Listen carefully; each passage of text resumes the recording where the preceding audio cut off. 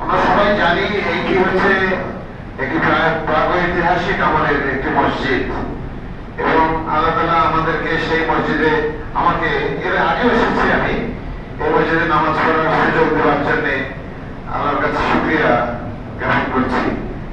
আজকে আমাদের মাঝে উপস্থিত আছেন এই অঞ্চলের অত্যন্ত প্রিয়জন, কৃতি সন্তান, আমাদের শ্রদ্ধেয় বড় ভাই কায়ুম ভাই, যিনি রংপুরে একজন পবিত্র যশা আইনজীবী ছিলেন এবং ভিপি ছিলেন, বিভিন্ন দায়িত্ব পালন করেছেন।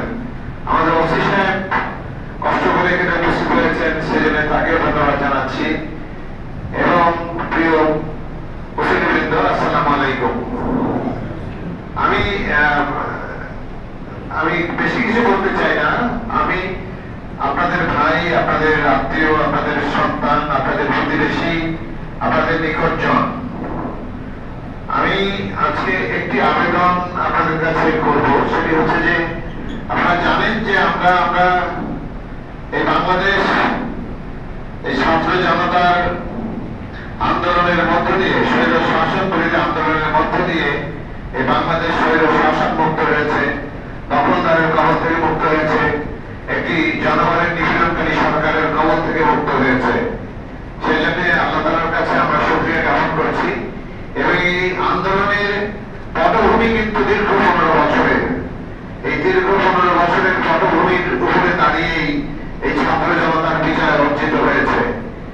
এই দীর্ঘ আন্দোলন সংগ্রামে বিএনপির প্রায় 60 লক্ষ বিএনপি নেতা কর্মীর নামে মামলা, 1500 বিএনপি নেতা কর্মী গুম হয়েছে, খুন হয়েছে, শহীদ হয়েছে বিভিন্নভাবে।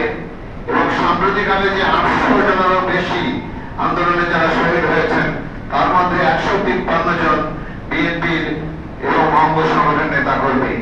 তাদের এই রক্তের উপর দাঁড়িয়ে আজকে আমরা একটি প্রাথমিক বিজয় অর্জন করেছি। এই বিজয়টি হচ্ছে বাংলাদেশ স্বৈর শাসন মুক্ত হয়েছে, ফ্যাসিবাদের কবল থেকে মুক্ত হয়েছে। এবং আন্দোলনে যারা আত্মহত্যা দিয়েছেন, সত্য ন্যায় প্রতিষ্ঠার জন্য যারা লড়াই করে জীবন দান করেন, হুজুররা ভালো বলতে পারবেন যে তারা শহীদ মর্যাদা লাভ করেন। এটি আমরা জানি, আমাদের ক্ষুদ্র জ্ঞানে আমরা জানি।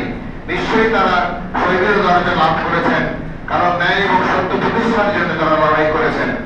এবং এই লড়াই করতে গিয়ে আরো আহত হয়েছেন হাজার হাজার, একদম নিহত হয়েছে 4-5 বছর 6 বছরের শিশুরা পর্যন্ত, মা বোনেরা আহত হয়েছেন। এবং আরো হাজার হাজার লোক যারা এই আহত হয়েছেন, অনেকে এখনো হাসপাতালে আছেন। এখনো মাঝে মাঝে আমরা পত্রপত্রিকায় তাদের মৃত্যু সংবাদ প্রকাশিত হয়। আপনাদের কাছে অনুরোধ থাকবে, আজকে আপনারা তাদের সেই শহীদদের জন্য যারা দোয়া করবেন, যারা আহত হয়েছে তাদের জন্য দোয়া করবেন। এবং বাংলাদেশের মানুষের প্রিয় নেত্রী, আমার মানুষের প্রিয় নেত্রী, বাংলাদেশের সবচেয়ে জনপ্রিয় নেত্রী দেশনেত্রী বেগম খালেদা জিয়া, যিনি এই দুঃশাসনের বিরুদ্ধে প্রথম থেকেই যিনি আপোষহীন ছিলেন, যিনি কোনো অন্যায়ের কাছে কখনো মাথা নত করেন নাই। শুধু সেই কারণেই বর্তমান যে সত্য বিদায়ী যে স্বৈর শাসক, সেই স্বৈর শাসকের যে নিষ্পেষণ এবং নির্যাতনের শিকার হয়ে, মিথ্যা মামলার শিকার হয়ে দীর্ঘ 6.5 বছর যিনি জেলের অন্তরালে কাটিয়েছেন, তিনি অত্যন্ত অসুস্থ, জীবন মৃত্যুর সন্ধিক্ষণে দাঁড়িয়ে আছেন।